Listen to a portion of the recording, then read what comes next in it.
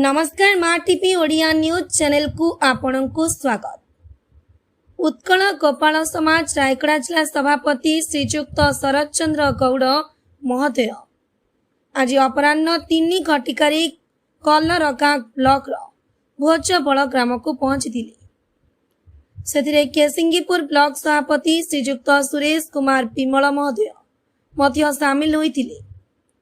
गोपाल जातिर सर्वांगीन उन्नति और विकास विशेषतः अपहेलित और निष्पेषित गोपाल भाई भौणी मानंकु साहाय्य सहयोग करने को नहीं आलोचना करागला।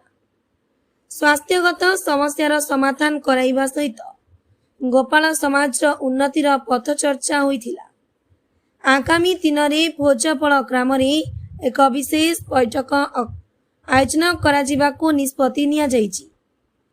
शिक्षा और स्वास्थ्य क्षेत्र में प्रगति आनिबा पई सभापति श्रीजुक्त गौड़ महोदय कथा देइछंती।